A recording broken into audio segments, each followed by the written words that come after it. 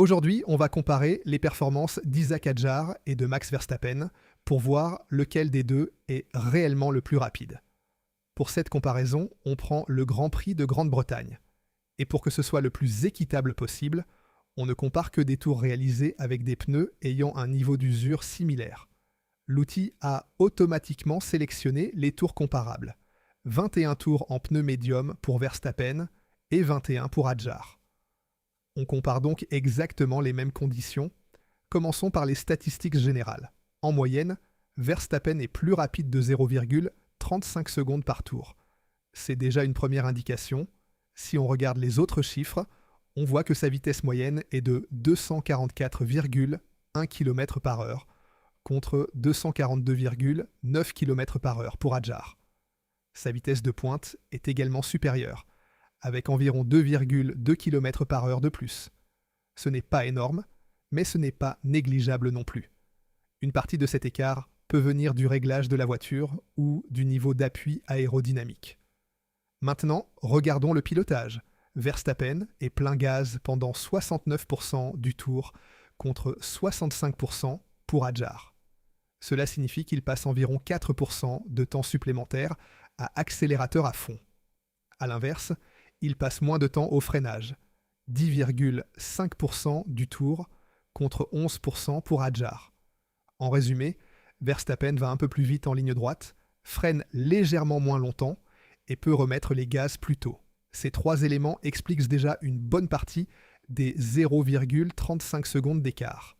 Maintenant, regardons où il fait réellement la différence. Sur ce graphique, chaque fois que la courbe est au-dessus de 0, c'est Verstappen qui est plus rapide. Juste après la ligne de départ, il possède déjà environ 2,6 km par heure d'avance. Sur la carte du circuit, les zones en rouge correspondent aux portions où Verstappen est plus rapide, tandis que les zones en bleu sont à l'avantage d'Hadjar.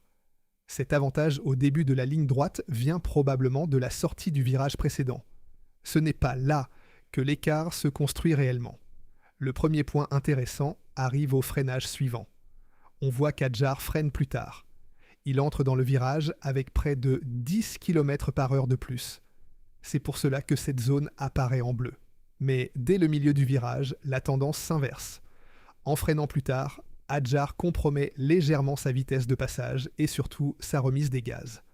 Verstappen, lui, accepte de freiner un peu plus tôt, place mieux sa voiture et peut accélérer plus tôt en sortie. Résultat, il reprend immédiatement l'avantage.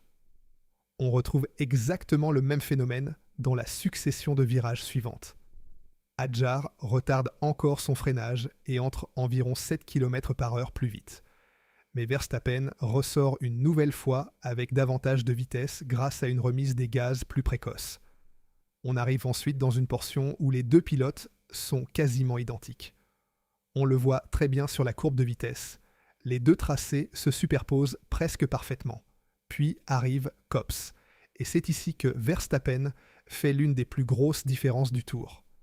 Il entre dans Copse avec environ 8,7 km par heure de plus et il ressort également avec 7 à 8 km par heure d'avance. C'est un écart énorme dans un virage aussi rapide. On retrouve ensuite le même scénario un peu plus loin. Hadjar gagne légèrement à l'entrée du virage grâce à un freinage plus tardif.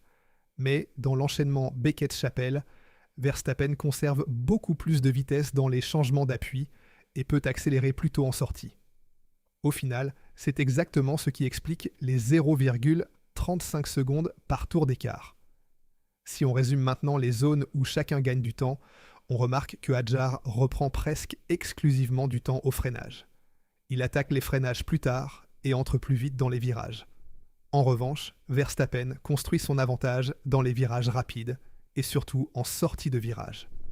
Copse est le meilleur exemple. Beckett-Chapelle en est un autre. C'est dans ces grandes courbes rapides que Verstappen fait réellement la différence. Pour terminer, regardons les secteurs. Hadjar perd environ 4 centièmes dans le premier secteur, 2 dixièmes dans le deuxième et 1 centième dans le troisième. La quasi-totalité de l'écart se construit donc dans les deux derniers secteurs, principalement grâce à la vitesse de passage dans les virages rapides. Si cette analyse vous a plu, pensez à vous abonner à la chaîne et à laisser un like. À bientôt pour une nouvelle analyse.